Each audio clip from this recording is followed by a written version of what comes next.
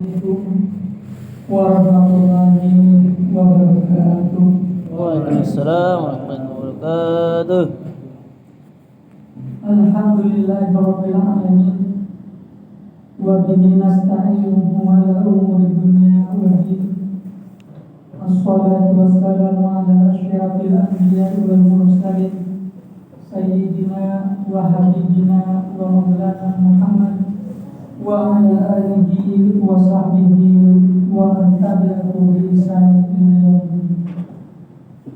Qala Allah ta'ala fil Qur'anil Karim wa sari'u ila maghfiratin min rabbikum wa jannatin 'arduha as-samawati wal ardh uiddat lil muttaqin.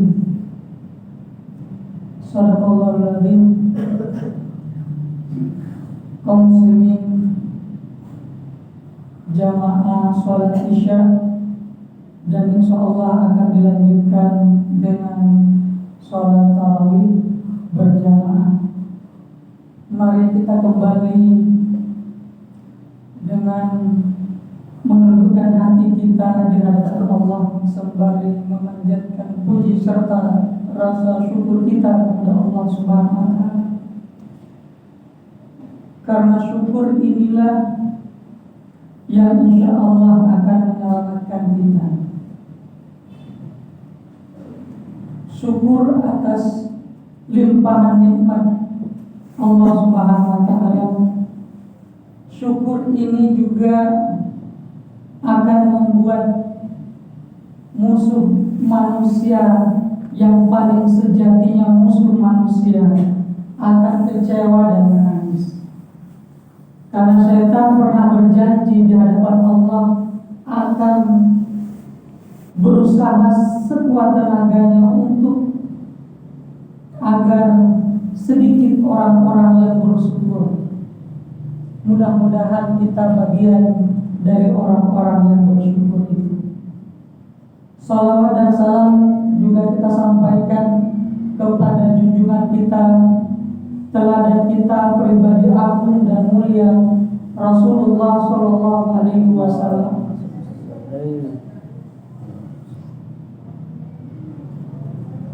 Pribadi yang sempurna untuk menjadi contoh dan teladan bagi kita orang-orang beriman.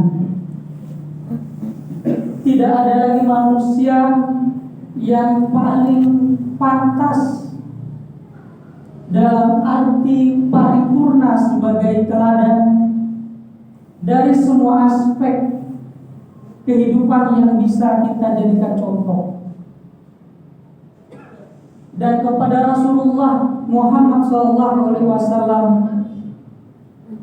dinisbahkan semua bentuk kemuliaan dan akhlak yang terpuji, yang itu bagian dari tujuan dan ingin dicapai oleh orang-orang beriman. Hadirin jamaah yang insyaallah dimuliakan oleh Allah Subhanahu wa Ta'ala.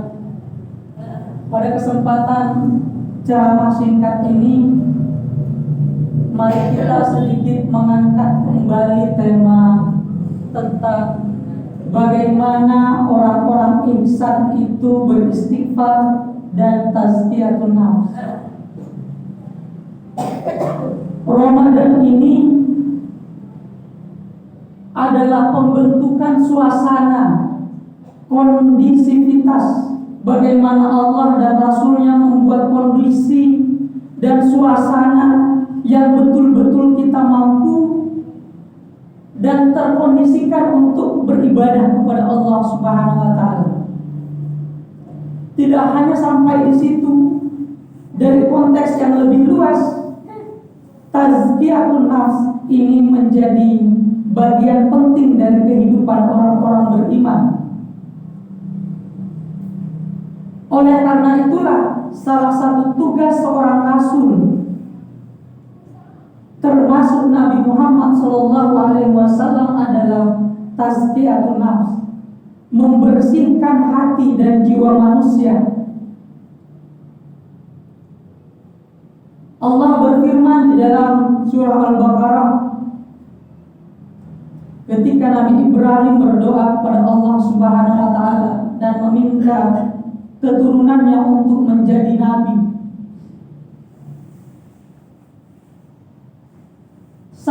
yang disebutkan dari banyak ayat di dalam Al-Quran itu adalah dapat kita temukan kata wa yuzakkihim, yatlu alaihim ayatika wa yu'allimuhumul kitaba wal hikmata wa yuzakkihim, yaitu adalah tazkiyatun nafs. Tazkiyatun nafs ini artinya adalah pembersihan, menumbuhkan. Ini nanti satu akar kata dengan zakat. Zakat itu adalah membersihkan baik itu pribadi seorang muslim dan juga hartanya, sehingga semua ibadah-ibadah yang kita lakukan sebagai insan yang beriman akan bermuara pada tazkiyatun nafs. Puasa juga untuk membersihkan hati dan jiwa manusia. Demikian juga amal-amal yang lain, haji, zakat, sholat, dan lain sebagainya akan bermuara kepada tazkiyatun nafs. Ada 3 tahapan. Yang pertama adalah tatahur, yaitu pembersihan. Orang yang beriman ini harus mampu membersihkan dirinya, membersihkan hatinya. Ini adalah fase yang pertama di dalam tazkiyatun nafs. Maka karena itu begitu penting adalah taubat dan istighfar dalam fase ini. Fase yang kedua adalah tahakkuk. Tahakkuk ini lebih kepada internalisasi nilai-nilai ibadah yang disyariatkan Allah dan Rasulnya kepada kita, sehingga sifat-sifat baik yang ada di dalam nilai-nilai sholat, di dalam puasa, di dalam haji, di dalam sedekah dan lain sebagainya itu dapat diinternalisasi, diserap oleh jiwa kita sebagai orang-orang yang beriman. Fase yang ketiga adalah takhalluk, di mana semua nilai-nilai yang diserap tadi itu setelah dibersihkan jiwa kita, pikiran kita, dan amal perbuatan kita dari kemusyrikan, kesombongan, dengki dan lain sebagainya, kemudian diseraplah nilai-nilai ibadah yang ada di dalam sholat dan seterusnya ibadah-ibadah itu, maka harus turun juga di dalam akhlak dan amal perbuatan kita sebagai orang yang beriman. Disinilah posisi Nabi Muhammad SAW begitu penting untuk menjadi contoh dalam akhlak seorang muslim. Pernah dikatakan bahwa akhlak Nabi adalah akhlak Al-Quran. Kaum muslimin jamaah yang insya Allah dimuliakan oleh Allah Subhanahu wa Ta'ala, dari tahapan tazkiyatun nafs ini, maka kita ingin mencoba untuk bagaimana orang-orang ihsan yang punya derajat ihsan ini mentradisikan tazkiyatun nafs itu dalam pribadinya, pembinaan pribadinya menjadi orang-orang yang bertakwa. Kalau tujuan kita Ramadan ini nanti berujung adalah la'allakum tattaqun, maka demikianlah target dan usaha-usaha, kebiasaan-kebiasaan orang-orang ihsan. Semoga kita menjadi bagian dari orang-orang muhsin itu. Apa dia orang-orang ihsan? Allah menjelaskan, Rasulnya menjelaskan di dalam sebuah hadis, anta budallaha ka'annaka tarahu fa in lam takun tarahu fa innahu yaraka. Ketika orang ihsan itu beribadah kepada Allah, seolah-olah dia melihat Allah Subhanahu wa Ta'ala. Namun jika tidak melihat Allah karena memang tidak mampu, maka dia meyakini dan merasakan Allah mengawasi dan melihat pada saat orang-orang ihsan itu beribadah pada Allah Subhanahu wa taala. Demikian juga di dalam akhlak sosial. Kemudian oleh karena itulah disinyalir disebutkan di dalam surah Ali Imran, syahidallahu annahu la ilaha illa huwa wal malaikatu wa ulul ilmi qa'iman bil qist.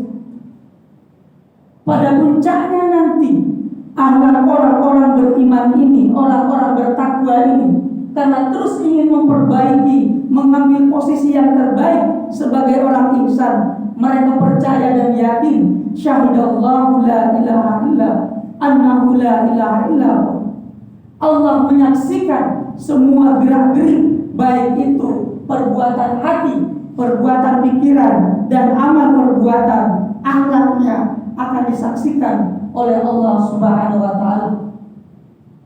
Demikian pula para malaikat dan orang-orang beriman yang berilmu. Kaum muslimin rahimakumullah, salah satu kebiasaan orang ihsan adalah beristighfar di waktu sahur. Di samping istighfar ini untuk pembersihan jiwa dari noda dan dosa-dosa, tetapi tidak sampai di situ saja. Akan tetapi istighfar nanti pada akhirnya akan menjadi kebiasaan tanpa orang itu melakukan dosa atau kesalahan. Allah berfirman di dalam surah Al-Dzariyat, innal muttaqina fi jannati wa uyun kanu qalilan minal laili ma yahjaun wa bil ashari hum yastaghfirun. Orang bertakwa, orang ihsan itu kebiasaannya di waktu malam sedikit tidur, banyak beribadah qiyamul lail kepada Allah, dan termasuk adalah wabil ashari hum yastaghfirun. Di waktu sahur memperbanyak istighfar kepada Allah Subhanahu wa taala. Mudah-mudahan Ramadan tinggal sedikit ini, kita akan merindukan Ramadan. Mari sahur-sahur kita beberapa hari ke depan, jangan sampai hanya makan dan minum saja, itu untuk fisik kita besok harinya, tetapi makanan jiwa dan hati kita untuk memperkuat jiwa kita sepanjang hari. Juga kita harus beri makan dengan istighfar sebanyak-banyaknya di waktu sahur. Inilah kebiasaan orang-orang bertakwa dan orang-orang ihsan tadi. Dan termasuk contoh dan teladan yang mulia kita Rasulullah SAW. Rasul sedikitnya 70 kali dalam sehari, bahkan di dalam riwayat lain sedikitnya 100 kali beristighfar kepada Allah Subhanahu wa taala. Mudah-mudahan ceramah singkat ini bermanfaat untuk kita semua. Mohon maaf jika ada kekurangan. Billahi taufiq wal hidayah. Assalamualaikum warahmatullahi wabarakatuh. Waalaikumsalam.